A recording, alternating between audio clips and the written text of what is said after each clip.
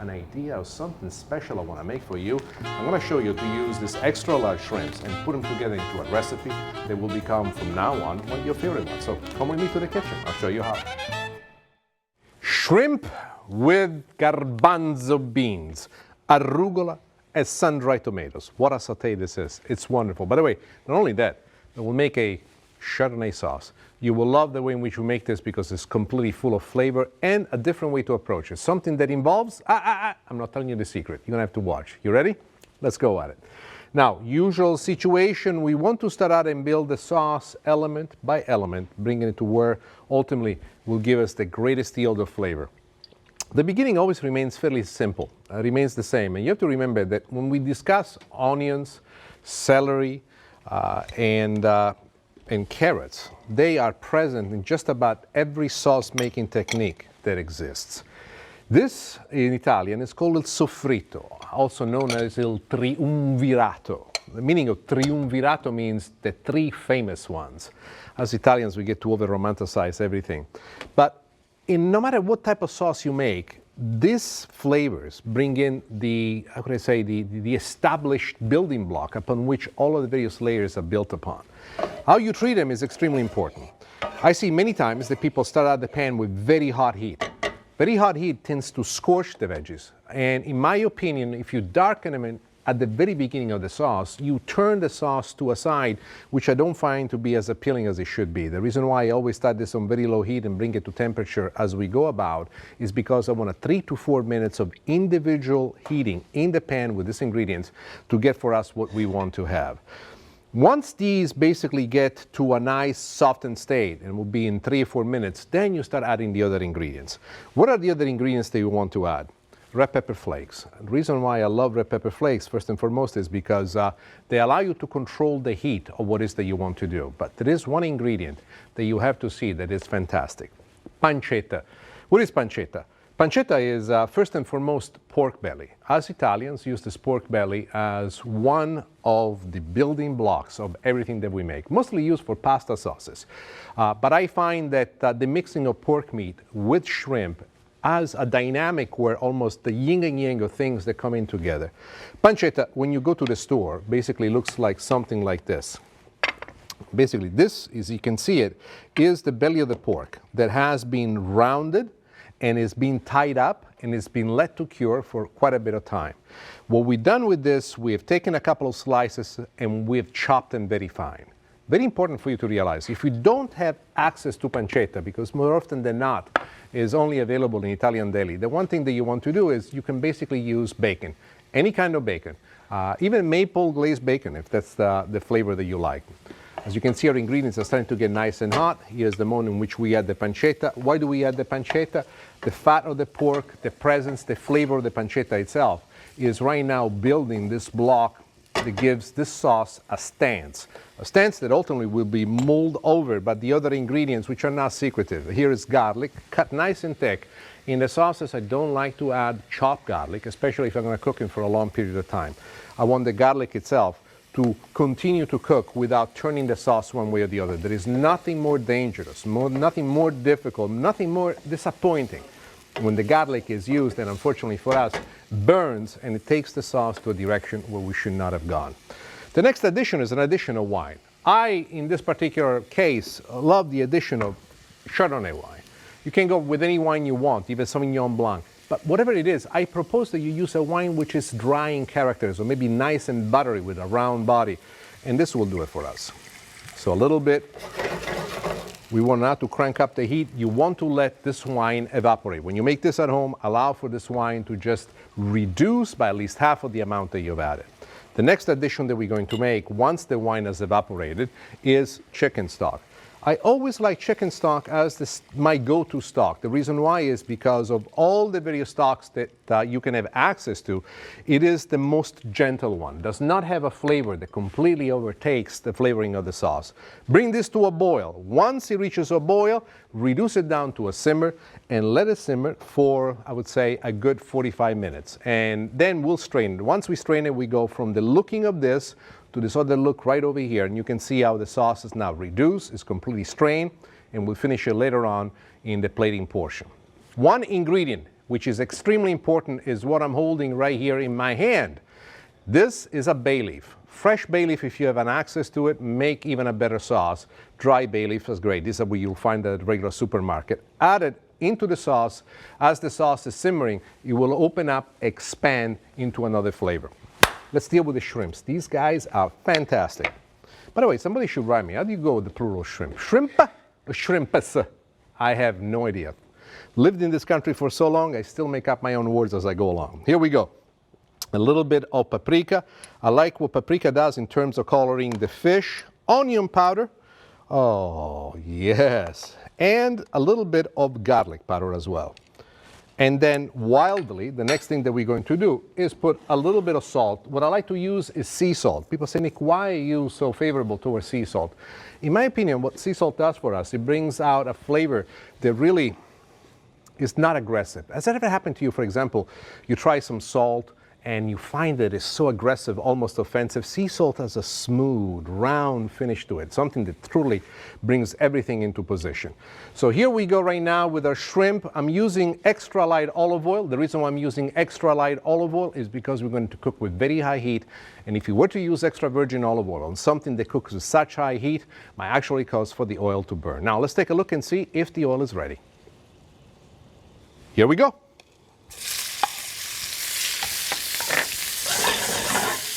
We do not want to cook the shrimp all the way through. What we want to do with the shrimp, we simply want to cook it for just a couple of minutes until it changes the color, until the flavorings that we put on it coat the outside of the shrimp. You can see the richness of what this has and how beautiful it is and how it's come into full motion. The shrimp is still raw on the inside, and that's exactly where we want to have it because we want to finish the shrimp in the saute later on. Now, take the shrimp out of the pan. What I've done here, I have a little bowl with a strainer, just so that the extra oil drips through, but I don't want to toss this oil that's in the pan right now. The reason why I don't want to do that is because this oil has the flavoring of all the spices that we use up to this point, the juices of the shrimp, which have come out during the cooking, and we're going to use this as a continuous base for what we're about to make. So let's put the shrimp aside and let's get involved now with the making of the dish. So first and foremost, we go with a little bit of our onions, nicely chopped. We want this saute to move quickly. In this case, it's important for the onions to be finely chopped because the finer they are, the quicker they cook. And look at it, they're going just exactly where we want it to go. A little bit more pancetta because I do like to have the chewing experience as I go into the shrimp, together with the pancetta, which will have brown nicely at the end of the dish, and bringing us a richness, a dynamic, flavoring dynamics, which we're truly seeking. Sun-dried tomatoes. What I'm adding is sun-dried tomatoes, which I've chopped. Let's spend a moment to discuss the sun-dried tomatoes. These sun-dried tomatoes were packed in extra virgin olive oil, so we've taken them out. We have drained the tomatoes. We washed them quite well. Now, nice and soft, and then we chop them up. If you buy sun-dried tomatoes out of a plastic bag, before you can use those tomatoes, don't make me laugh too hard, because once I had one of my friends say, oh, Nick, I buy them in a plastic bag. I take them out. They look like chips. I toss them in there. They work perfect. They don't. It's a problem. If you take them out of the plastic bag, these are truly sun-dried tomatoes, but you have to revive them in hot water. Then you have to let them sit in hot water for about 30 minutes or so. Then you can drain and pull them out. Then you can chop them. Then you can add them. But if you have access to sun-dried tomatoes packed in extra virgin olive oil, that is the direction where I want you to go. Garbanzo beans, right out of the can. We drain them real well, and we have washed them as well. You want to wash them because in the water in which the garbanzo beans are packed is an enormous amount of salt. You do not want to have that excessive salt in there. A little bit more garlic into it so they can all cook together. Uno, due, tre. Let's get this. Oh, look at this already. I'm composing a miraculous painting. Now we go with the shrimp that we placed aside. We're going to finish the shrimp here in the saute pan. Guarda, guarda che bellezza. Uno più bello dell'altro, which means one more beautiful than the next. And then the unexpected is finally become the expected, and that is the addition of the arugula. As we add the arugula uncut, I want for this arugula to actually wilt into the saute. Not only will bring out color, but also will bring out a fantastic peppery flavor, which is so typical of the arugula in the serving of this dish. So I'm going to let this cook for a little while longer until the shrimp cooks all the way through. I'm going to finish up the sauce, and then I'm going to show you how to plate this.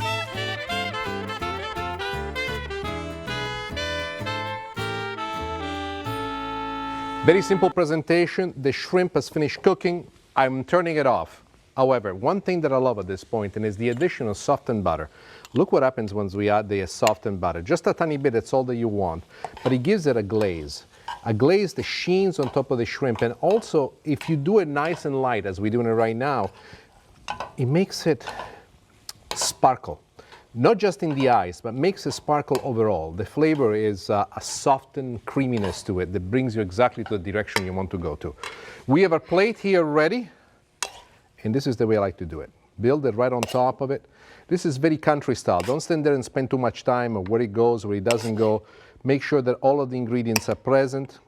A little big piece of shrimp right on top. A little bit more of the ingredients around it. Let it sing. This is something that has to sing for you. And then we go with the sauce. The sauce, what we've done with the sauce, remember we have strained the sauce once the sauce comes to the right consistency, and we reduce it a little bit more. If you find that the sauce needs even more thickening, be patient. Always finish the sauce first before you start with your presentation.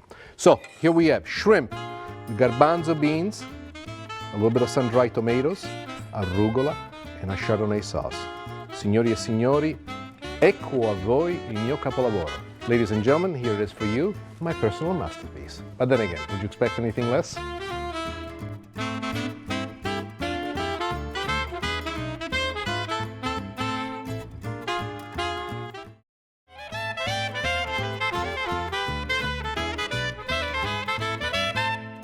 Shrimp. I love everything about shrimp. The most important thing about shrimp is not just the flesh itself, is the shell. As a matter of fact, if I can give you a big word of advice, is when you shop for shrimp the next time that you do, make sure that you save the shells. What I like to do is to put them inside a plastic bag, put them in the freezer, and when I have enough, I make my own shrimp stock. You will love me for that alone.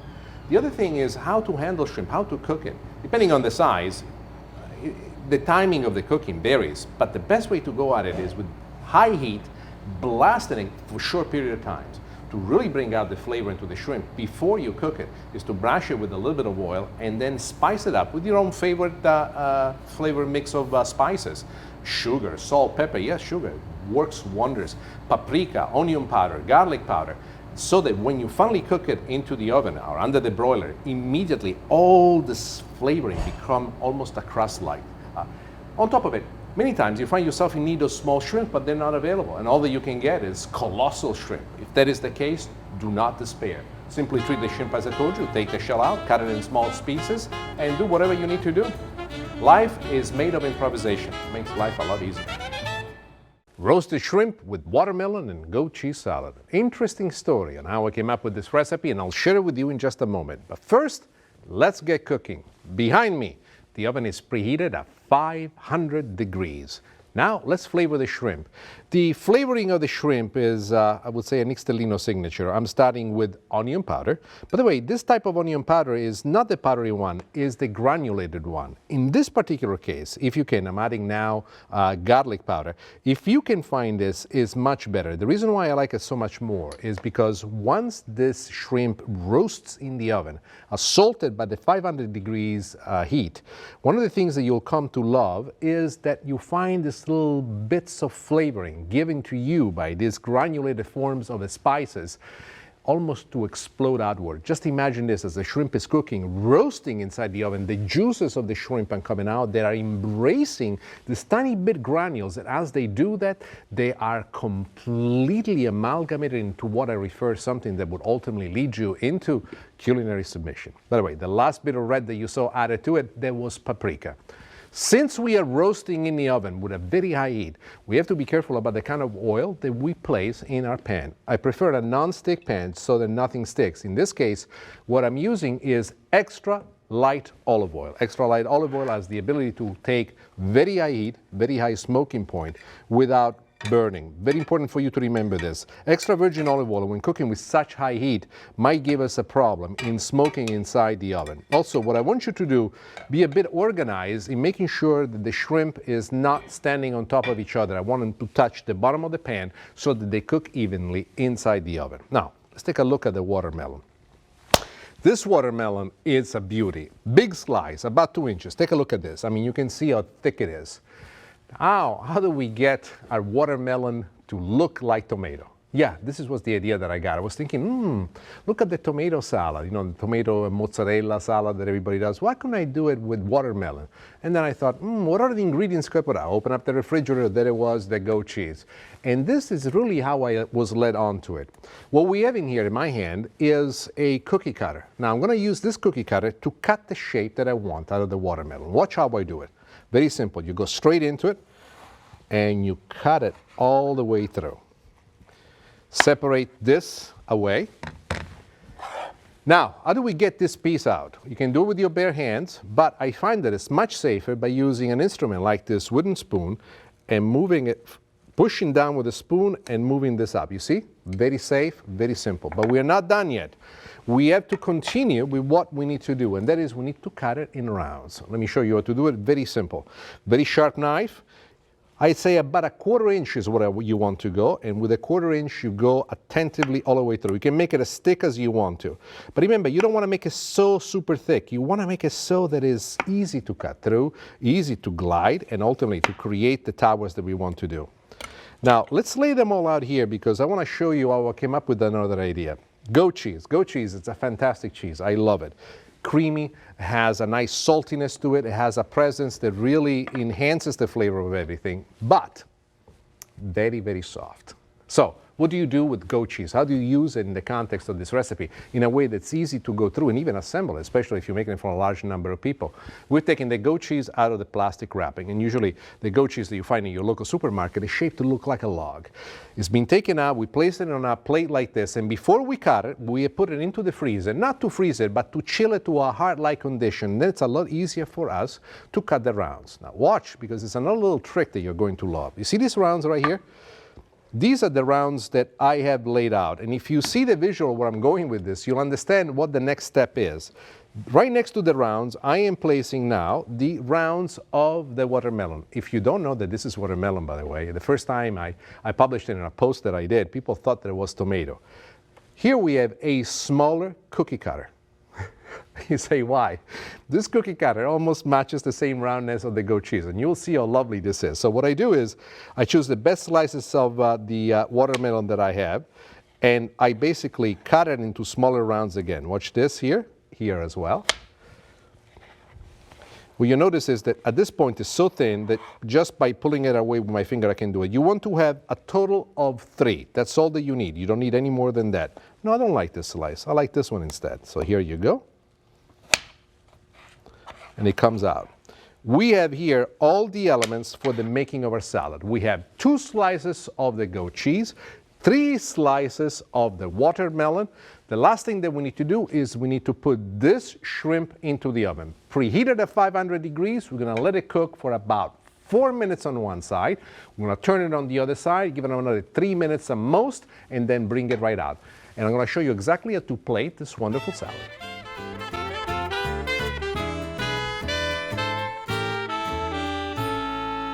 Still hot. Got this out of the oven, still sizzling. Here where we have a little addition that you're going to love. If you do this in Italy, they kill you. I mean it. They absolutely kill you. There is no Italian chef who would ever recognize legally what I'm doing as a good thing. What we're just doing, we're grating some fresh Parmesan cheese on top of the shrimp. Shellfish and Parmesan cheese is illegal in Italy. However, we're not in Italy. I love it, and this is how I roll. So the next thing that we do, we're gonna put this on the side, and the Parmesan cheese will create a nice, wonderful glaze on top of the shrimp. Let's assemble the salad. We have our ingredient. First and foremost, right here, we have our watermelon. So I put a piece of watermelon down. Bring close to me the goat cheese. Here we go with a little piece of goat cheese. Another piece of watermelon right on top of it. Another piece of goat cheese right on top of it. And lastly, we close it with a piece of watermelon. So here we have our watermelon salad. Looks very much like tomatoes. And you would not be wrong. Here what I have in my hand is some leaves of arugula. What I'm going to do with this arugula is just to bathe a tiny, tiny couple of drops of extra virgin olive oil. And I'll show you what I mean. Just no more than, there you are. That's enough. Too much almost. So I'm going to do this with the arugula light. I'm going to place it right on over here.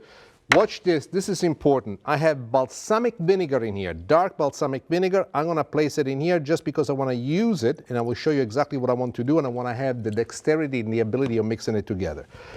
Now, before we get going with anything else, we choose a little shrimp, we place it right on top of it. Just because I'm all Mr. Fancy Schmancy, I put a couple of the arugula leaves on top because it gives me such pleasure. A little piece of shrimp on top of that too, let's make it two. And we decorate the whole thing with a bit of extra virgin olive oil that goes all the way around, just like this, and use the best quality extra virgin olive oil that you can. And then, do you remember the vinegar that I told you before? Here it goes. I want to do just a couple of drops in there. You don't need any more of this flavoring because this by itself is fantastic. Signori and signori, roasted shrimp with watermelon and goat cheese salad. Whew, I love this. And there it is.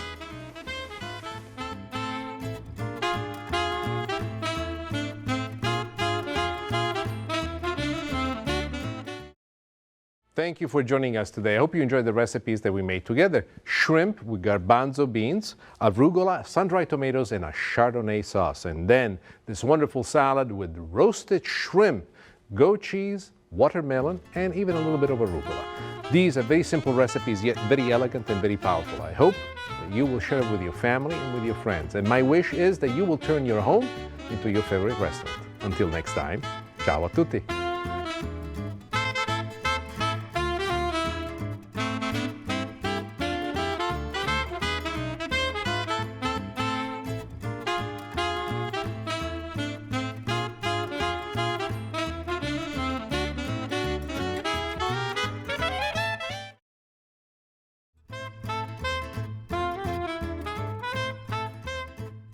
I wanted to discover something new about rucola, and I decided to get connected with one of the experts. Ray, how you doing? Good morning. Nice to see you. Always a pleasure. I want to share with the viewers something unique about rucola. Why don't you tell me, what are these two different types of rucola that you're growing? This is arugula roquette. Roquette, like a rocket. Like a rocket. Yeah. It's a baby variety. We eat it original. This is arugula selvatica, which is a wild variety. Selvatica. This I had done before. This is very spicy, very peppery. Very spicy, very peppery. This is too, but it's softer pepper. Now, you have a 10 by 4 bed in here. I see that you got several others. How difficult is to actually manage? It's very easy. Very easy. You let that go to flower, I see. Yes, I let this go to flower. This just seeds itself across the garden and comes up wild. And this one instead, the this roquette? one I sow seed. One of the things I want to share with you is that if you have the opportunity, if you have the right site and the exposure to the sun, you should start some of this gardening. This is very easy to grow. It tastes fantastic, and in no time at all, you can develop the passion that this man has. Thank you so much. I'm taking some of this home now. I want some of that. I want some of that. Ciao, I am Nick Stellino. Today we'll make a couple of wonderful dishes. We will start with veal chops with port and gorgonzola sauce, and then ricotta cheesecake with coffee and chocolate. Please, join me in the kitchen.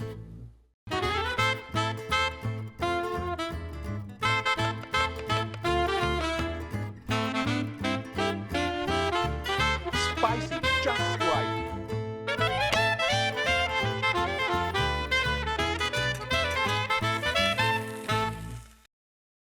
When you want real cheese, you got to come to a real cheese shop, and this is what I'm doing today. I'm here with my good friend Sherry Levine. Hey Sherry, how you doing? Hey, Nick, nice to see you. I called in, I wanted some gorgonzola. Oh, brava, brava. Gorgonzola. The name alone is difficult, not for me, it's my native language, but try to say that fast, 10 times. Gorgonzola, gorgonzola, gorgonzola. You will not be able to do it. But what is gorgonzola? Gorgonzola is a type of Italian blue cheese. Gorgonzola is also a town north of Milano. And it is in that town that Gorgonzola was generated. The history of how this cheese came about, the invention of this cheese, is quite unique. You see, all the ranchers that used to take the cows up in the hills, especially in summertime, to go to greener pastures, on the way down, they would stop on the way to Milano to Gorgonzola, which was a very famous trading center. In that place, after not seeing their families, their friends for quite a few months, they were ready to party. Wine was the party of choice at the time. Most of the osteria, those are local spots where the wine was available for everybody, would accept, for those that did not have any cash, payment in cheese. And so much were the quantities of cheeses available that they would put them into the wine cave. And they discovered that after 3, 4, 5 months, the cheese started to develop this little bit of mold. The mold is truly what brings the flavor of the Gorgonzola. It is soft, it is sweet, and it gives it a certain piquancy that is not met by any other type of cheese. Gorgonzola, in my opinion, is the definitive style of making blue cheese. Spectacularly good, great. I am so enthralled by looking at this particular gorgonzola that I'm gonna take this piece home and I'm gonna do something special with it. Hey, Sherry, do me a favor, wrap this up. I'll buy the whole thing. Got it. Grazie, bella. Gorgonzola. Isn't this a fantastic piece of cheese? The name alone, Gorgonzola. If you can say that, you can learn Italian in 2 easy lessons. Well, what we have today for you is a wonderful recipe that I make with veal chop, one of my favorite meats. By the way, this recipe, you can use it both with veal, you can do it with pork, you can do it with chicken. If you do it with chicken, I would propose you use thighs instead of breast. They respond a lot better to this type of marinating and to the side of sauce, so you can make your own substitutions. Let's talk about the veal chop. Now, we've done something unique to the veal chop. Look how beautiful this veal chop is. First and foremost, we have Frenched the veal chop. What does it mean, Frenching? You can see the bone, how naked it is. It's been completely clean. The butcher will do this for you, by the way. You don't need to worry about how to do it at home, but you want to get it this nice and clean. Do keep the trimmings. The trimmings, the part of the meat and gristle that comes off the bone, is something that we want to use for the making of the sauce. That is very important. As well as that, the other thing that I want you to realize is that we have tied this veal chop. Why do we tie the veal chop? We compress it. You see, this little bit of rope that we put around it, well, more like a string actually, makes it compact. It shapes it into a nice round. And then when you cook it, it keeps that shapes. Cooks more evenly, but it's also much prettier to see it that way. Of course, cut off the excess of the string so that you don't need to deal with that afterwards. The marinade. Why the marinade? People say the veal chop is fantastic tasting. What do you want to put marinade? You're right. It's fantastic all by itself. But the marinade gives it an extra dimension. And this marinade, I created it by a lot of different tries. And you will see how simple it is to make and how interesting it is. Since we do have pork in the sauce, one of the ingredients that I wanted to put into the marinade was pork to begin with. So a little bit of pork goes in there. Then I always want something to counterbalance. I like ingredients that dance together, but they have different characters. So we put some sugar in it, together with the sugar finely chopped garlic. And I like it in this state because I want for this garlic to release its juices in the marinade. Now watch this, you're going to love this. This is hot sauce. Choose your favorite brand of hot sauce, put it in there just a little bit. Be careful because you do not want to take this over the top because the meat will respond to that. In my garden, I have a lot of rosemary. So I was walking around, what goes well with veal, how about rosemary? So I took some rosemary and I put it right in here. And then a few teaspoons of chopped white onions. The finer you chop it, the better. Of course, it doesn't hurt if you put a little bit of salt and a little bit of pepper. The next part to this is actually to add water. Water is very important because what we want to do is completely submerge the veal chop. How long should you marinate it for? Well, this is an extremely important question that deserves a very serious answer. This is a very dense kind of meat. What I like to do is to put it in a vessel very similar to this that can hold the meat all the way through. You want to make sure that you submerge the meat. So there's already some marinade that I made before, but here it goes. You want to make sure that the meat rests in there nicely. You want to place this in the refrigerator, cover it with a little sheet of plastic coating on it, and let it sit in the refrigerator overnight. During that process, I would propose that every few hours you turn it so that it equally imbues the flavor from one side to the next. These flavors will be something that will jump at you when we grill it later on, and when you finally taste into it, it's not just the flavor of the meat that you get, but the salt together with the sugar, with the pepper, and the hot sauce is going to give you an expansion of flavors as you've never seen before. And it's going to be a fantastic surprise. Marinating the meat, the chicken, the pork, truly brings out a fabulous combination of flavors. And talking about combination of flavors, let me build for you this pork sauce. Pork sauce, in my opinion, is one of the simplest yet one of the most complex sauces because of the flavors it's able to accept. We start always with a little bit of chopped onions. The onions are going to give us our base. While the onions are nicely sauteing, what I want to add is fresh rosemary leaves. People say, but why adding the rosemary leaves now? Remember, this is a sauce that ultimately we're going to strain. The most important reason why we add in the rosemary at this point is so that the rosemary, as it fries together with the onions, as it combines its flavor to the onions, is already creating a structure, a base, a foundation. To this foundation, we keep adding. And the things that I like to do, first and foremost, is to add our veal trimmings. You remember I told you, keep the trimmings that you have had after you clean the veal chop. These are fantastic because not only they're going to cook, but we're not going to eat those. What they're going to do, they're going to release into the sauce the base, the flavor, the structure, so that when you finally have the veal sauce that will accompany this with the stock and with the pork, the veal presence will be in it all the way through. Together with that, to even give it much more of an expansion, I add another meat, bacon. Trust me, I don't know what it is with me, but I love bacon. Maybe it's because I'm Italian and we adore pancetta, but bacon is splendid. You can use pancetta in this particular case if you can find it. If you don't find it, basic bacon will do.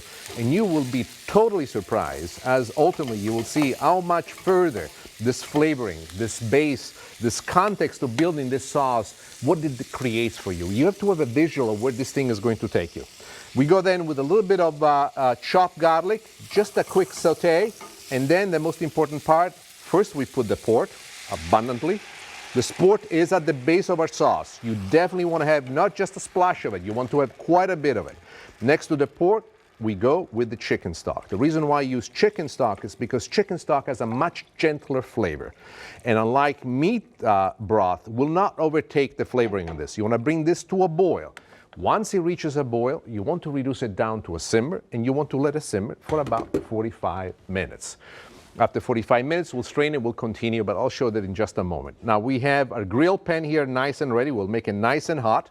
And let's deal with the veal chop. Dealing with the veal chop is extremely important. The first and most important part of it is that you have to dry it nicely. Let's assume that this veal chop has now rested in the refrigerator for the overnight period that I've given you. One of the things that I like to do is to scrape off the excess of the onions that are always sitting on top, and then you have to dry it.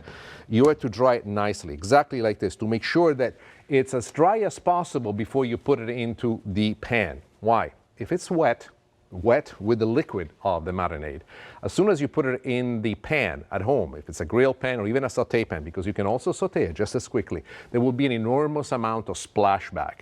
And that could be painful if you're not prepared for it, besides being messy. So that's one of the things that we do. And also, as I clean it up, I try to be attentive in making sure that I scrape off as many of the onions as possible. This is not something that you need to worry about if you do this on the barbecue outside. This whole process can be completely ignored, but what cannot be ignored is what we're going to be doing next, and this I have to show you. Let me put this aside. Now we clean as best as possible the veal chop. The next thing that I want to do is I use extra light olive oil and I sprinkle just a little bit on top, just a little bit on one side. Use your fingers to put it all the way through, to put it on the other side. You want to make sure that it's as well oiled as possible. At this point, in spite of the fact that we had salt and pepper in the marinade, you want to put some on top. People say, but why do you do that? The reason why I do that is very simple. This is going to be the condiment that your tongue, your papilla, are going to connect with the first bite. You want it to be there. You want to create the nice crust of flavor that you have. And then with every bite, you will have all the other flavors penetrating and moving along with you. We have the grill pan nice and hot. I have blasted it to super, super hot. The technique I've shown you before, I have two pans stacked on top of each other to make sure that the one below retains the heat. You don't have to have the same exact pans, but something that has the same surface. So here we go. And voila.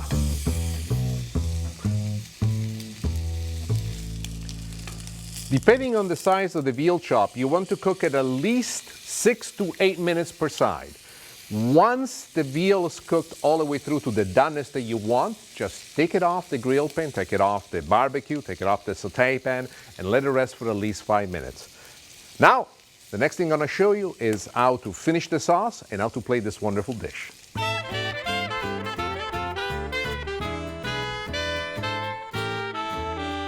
We're almost there.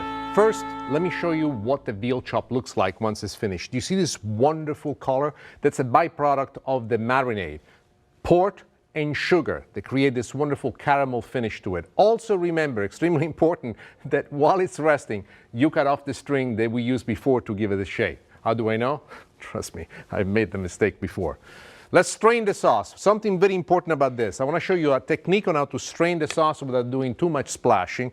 And the other, I want to show you the difference between the color of the sauce once it's strained and once it is finished. So what I like to do is, especially working with large quantities, is to strain it this way.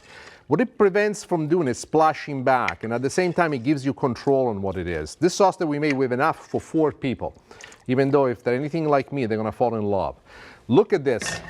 You see the sauce left behind? It still looks like stock-like consistency. It's dark, it has the color that we want, but it does not have the consistency that we want. It's still very watery, full of flavor, but very watery. So what we have done, we have strained it real well, we have put it back in a pot, and we have reduced it by half. As it reduces by half, the consistency changes completely, and I will show you what that looks like. So look at this. You see how wonderful, luscious it is, the way in which it pours. You can see the sauce consistency. This, to me, is what I love in the making of a sauce. But we are not done. The next addition at this very point is the addition of the cheese. We're going to bring this back to a boil. We're going to add the cheese. We're going to let the cheese melt into the sauce. And then I'm going to show you exactly how to assemble. So here we go. We go with the gorgonzola cheese straight into it. And now let this melt.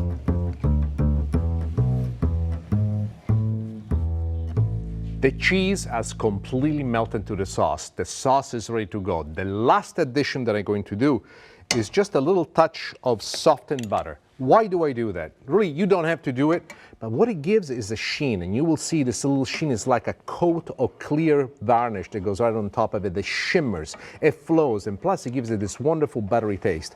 Just let it melt. Do not have any heat underneath. There is enough heat in this sauce right now as it is to melt it exactly to what we want. Now come with me because I got to show you how to put this together. We already have the plate set up. What I love to do in this particular case, in this recipe, I like to first pour the sauce at the bottom. I'm going to use the well of the bottom of the dish as the positioning of what we want for the sauce. Nice and fluid, just like this. And then we put a veal chop in there. I almost say pork chop. You know why? Because chopped here, chopped there, I go all over the place. But this is, to me, a work of art. Veal chop with pork and gorgonzola sauce. And there you are.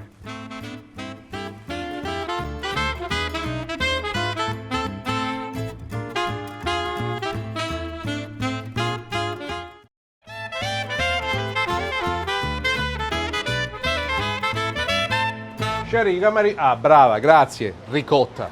I have with me my ricotta. You see, as a good Sicilian boy, to me ricotta is extremely important. But what is the name ricotta? Ricotta in Italian means cooked twice. What does it mean, cooked twice? You see, whey, which is the byproduct of making cheese, is used a second time, brought to heat once again, to create ricotta. Up north, they mostly do it with cow's milk. In Sicily, we do it with sheep's milk. And let me tell you, ricotta tastes different every time of the year, depending on what is it the sheep are actually eating. Spring ricotta is the best. It's the most flavorful one. We, in Sicily, make it with all sorts of dessert. As a matter of fact, I have a dessert in mind for this. I cannot wait to show you what that is. I remember when I was a little boy in my grandfather's farm, watching the ricotta be made. I remember what it was like to see it pour into these little baskets where they would let it drain until it would solidify somewhat. I remember tasting it, just as it was. It tasted like ice cream, better than ice cream. This is a fantastic alternative that you can use not only for making desserts, but also for putting on top of your pasta. Instead of cream and making a cream sauce, you can use ricotta. One of the things that I love, which is typical in Sicily, we make this fantastic tomato sauce. We mix it together with the pasta. We top it with ricotta. We splash it about one more time, the creaminess that it flows all the way through. Oh, I'm getting too excited about this. Now, I'm gonna go back into my kitchen. I'm gonna show you a recipe that it's all Sicilian. And it features ricotta. You will love it. Come with me. Ricotta. I love it, especially in Sicily. Sicilian ricotta is the best. That's it. I don't want to hear any arguments. What have we done with the ricotta? We have drained the ricotta to make sure that all the excess water has gone away. So that's why it looks so nice and thick and fluffy. Let's put this aside and let's get started immediately with the making of this dessert, which makes me absolutely child happy. Graham crackers. We already crumbled them down to almost like a powdery form. To this, we add our melted butter, and together with the melted butter, plenty of sugar. Why? Because it's great. Now, we mix it together just like this. This is going to be the crust that we are going to use for the making of the cheesecake. we have a spring-form pan on the side, and we're going to line the bottom of this, and you're going to have to use your hands. So for all of you that don't like to get your hands dirty, well, this is not a job you want to do, but it's a fun job. Why? Because you get to lick your fingers afterwards. This is what I like to do. Use the back of your hand. I use my hand as an equalizer. I find that this is very helpful. What you want to do at this point is be very patient. Try to cover every angle that you can to make sure that it's almost there's no metal showing. If there is a little bit, grab it somewhere from here like this and do it. It's an approximation, but it works. You're not building a cathedral. You're making a crust. Some people get so tragically involved in this that they go, oh, no, it's not perfectly even. This is fun. The moment you make things too complicated, the fun goes away. So we put this aside. We let it rest. The oven behind me is preheated at 325. Now we got to make the mixture that makes this cake a masterpiece. This move is mine. You cannot copy it. I'm sorry. I do not give any classes on this. This is my move. First, we start with the egg yolks. With the egg yolks, we got to have plenty of sugar. This is actually a structuring buildup of this. And then I need my little friend. Here we are. We start slowly at first, like this. Then you increase the speed a little bit more at a time, a little bit more at a time, until you get to this point. We got it to the consistency that we want. It's a ribbon consistency. What does it mean? Take a look at this. As I lift the mixer, you see it leaves a ribbon behind. This makes the eggs exactly where we want to have them. At this point, the next thing that we need to do is to add the ricotta into the mix. Together with the ricotta, we need to add the other ingredients, which are extremely important to us as well. One of the balances that I have is an addition of espresso. This is espresso coffee that I made. You can use any coffee you want, but I like to make it nice and thick because I mix it together with the chocolate and it gives us the finish that's also known as mocha. Together with that, chocolate, and plenty of it, just like this. Together with the chocolate, a little bit of lemon zest. It brings out another dimension to it. At this point, you want to, once again, mix this, but first start slow because we want to cream the ricotta, but we want to do it gently. We want to use this as the base for the other addition that we make. Look at this chocolate, it's going to get mixed. You can use chocolate chips if you want, but I find the shaved or chopped chocolate is much more effective.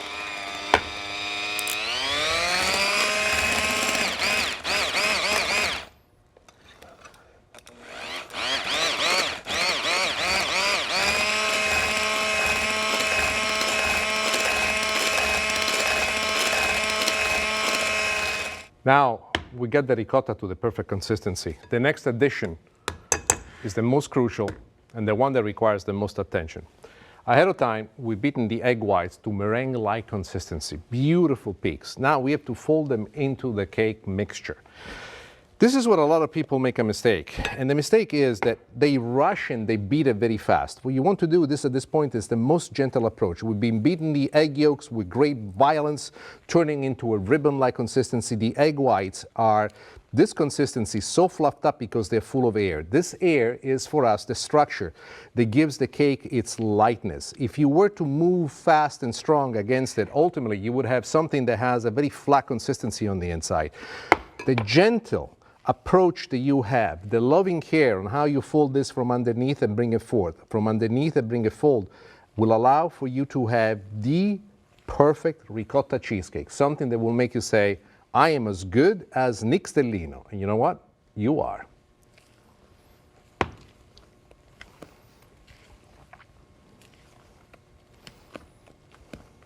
Here we are. We've gotten to the last addition, gently folded it through.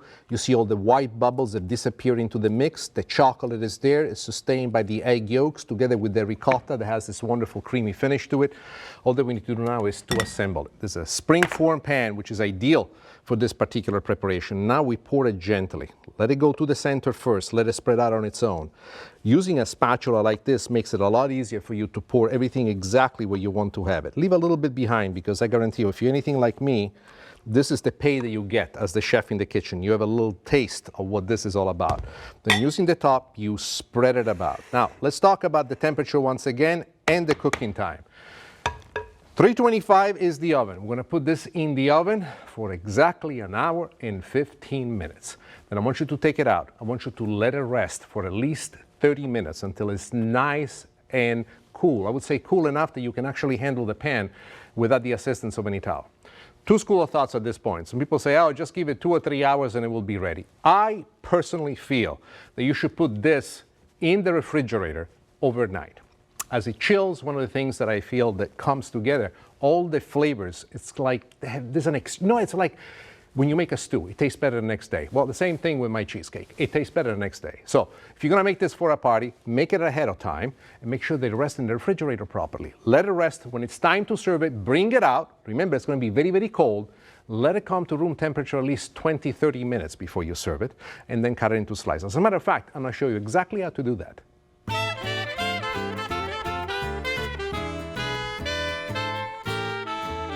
Cut the perfect slice. Look at this baby. Is she gorgeous of what? Now, I'm gonna let it rest here on top of my blade because I wanna give you a couple of tips that you're going to love. When you're cooking for a large crowd of people, don't wait on the last minute to cut the slices. Cut them ahead of time. To make sure that you can cut every slice and just have a secure cut one after the next. Remember, cheesecake like to cling onto the knife. But what I've done, I've warmed the knife inside this very hot towel. Place the blade inside of it, just warm it up for a few moments, makes it a lot faster. How to serve it. This is the part I love the most. You can do whatever you like, your favorite recipe, you can use mine, but here is chocolate sauce. So what I like to do is to place the chocolate sauce right at the bottom of the dish, something like this. And then, right on top of it, we put a little bit of our slice like this. Yeah, do it delicately. Next to it, I love to put a little bit of the shaved chocolate on top. You don't have to do this. It's overkill for someone, but to me, it's just beautiful. Then I fan a strawberry. I'll put the strawberry right on top of it, exactly like this. There you are. And then I say to myself, Stellino, today is not a day to be on a diet. As a matter of fact, whatever the diet is for today, I just broke it. Ladies and gentlemen, this is ricotta cheesecake with coffee and chocolate chips. And also a little bit of a chocolate sauce. And there it is.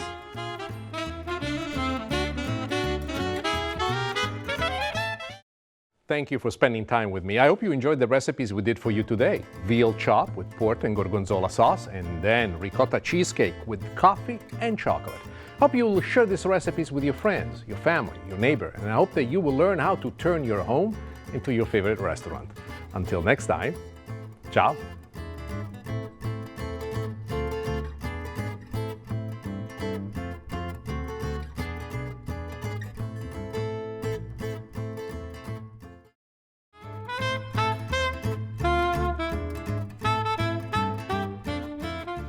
I came here at my favorite cheese shop to get burrata. But what is burrata? Burrata is a type of mozzarella.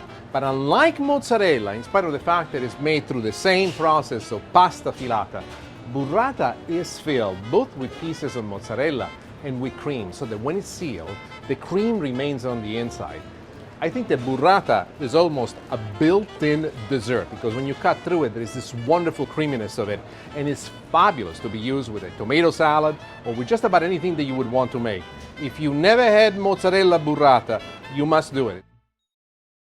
Ciao, I am Nick Stellino. Today I picked up a couple of wonderful recipes from my past. We will make stuffed meatloaf, in Italian called polpettone, followed by a chocolate butter cake with rum cream sauce. Please join me in the kitchen.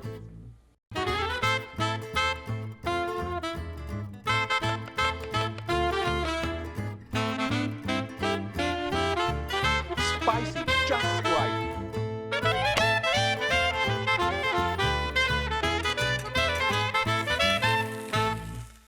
Stuffed meatloaf. In Italian, we call it polpettone. The version I'm going to show you is the Sicilian version, the one that I love.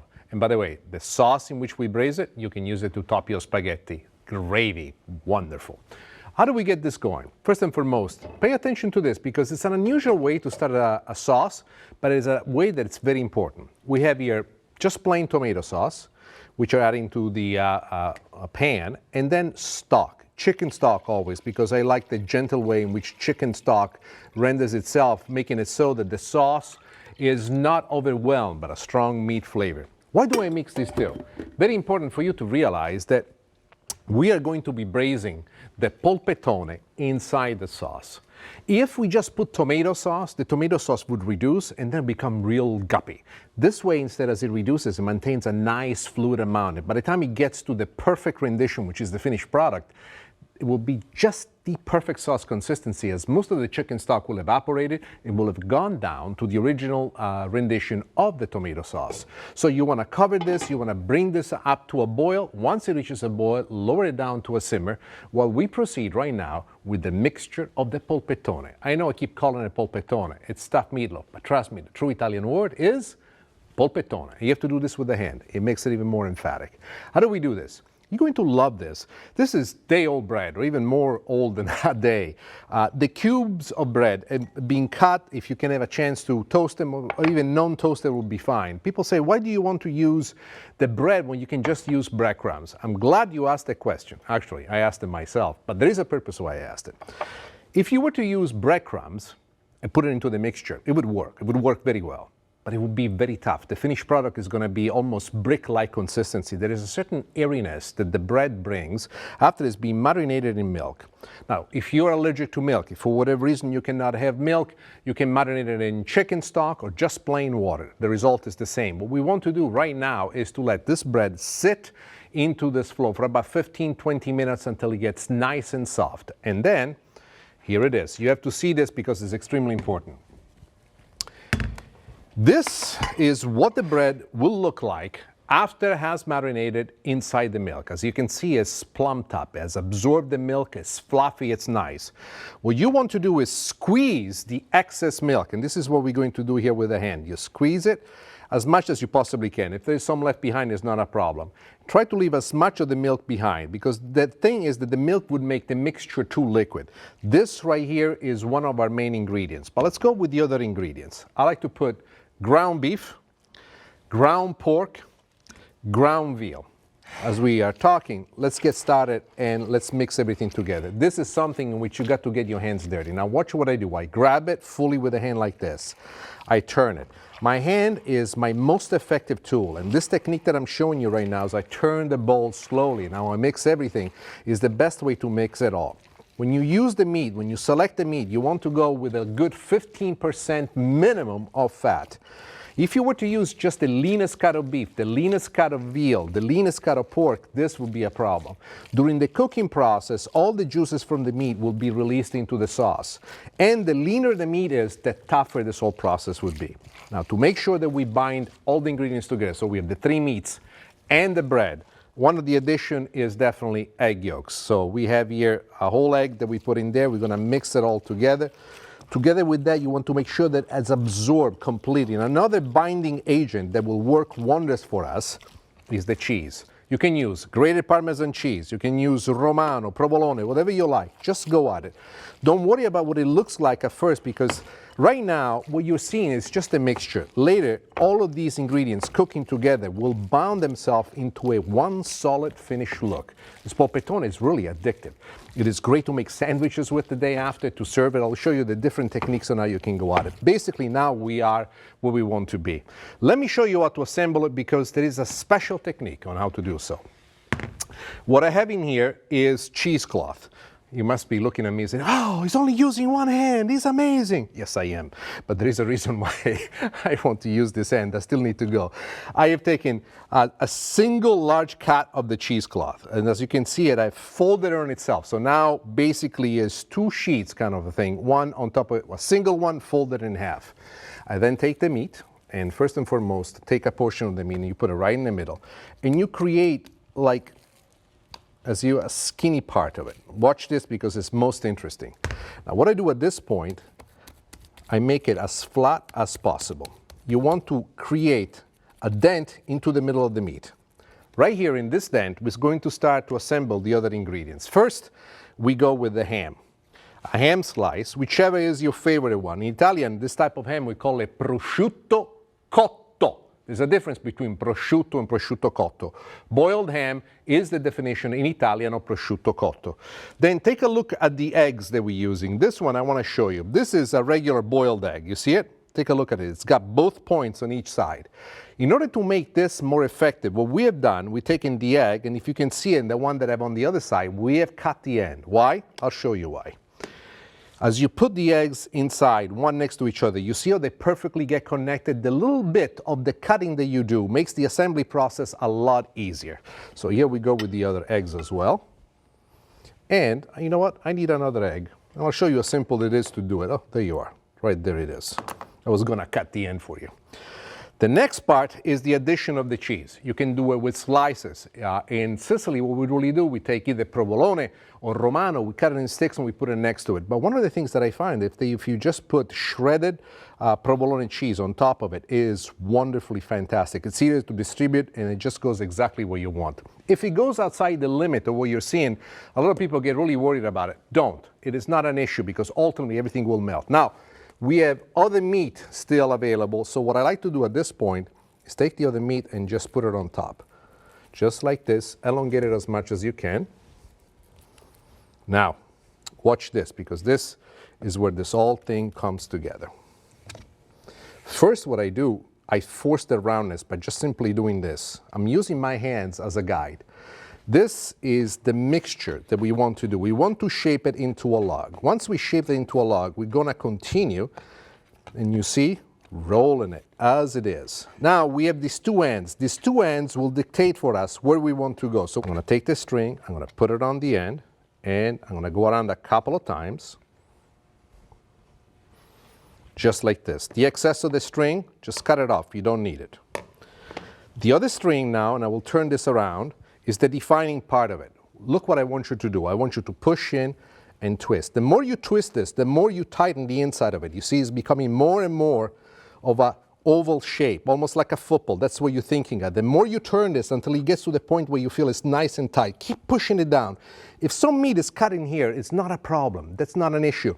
What you want to do is get this consistency perfectly done. Once you've done the consistency to where you want to have it, then the next thing that you do, you tie another knot right in here and another one right in here.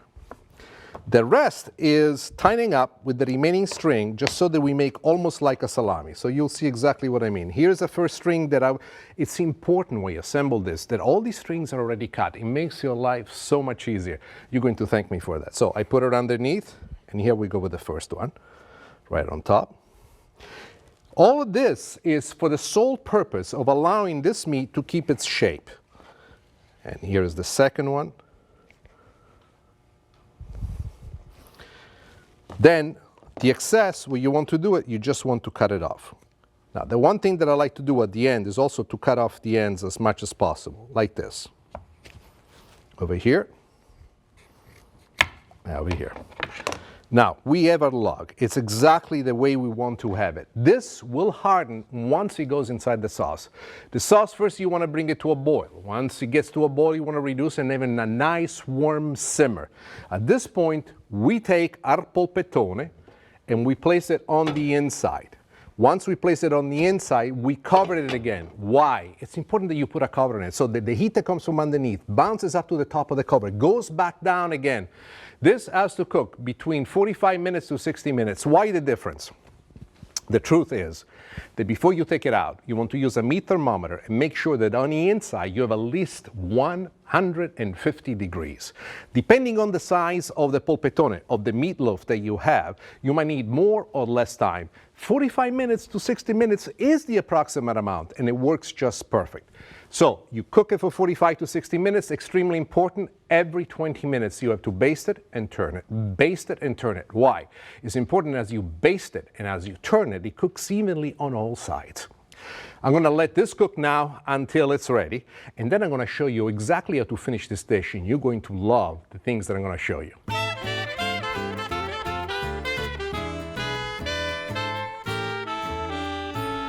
Now, pay attention. I'm full of information. I'll make sure you get this one right. Follow me.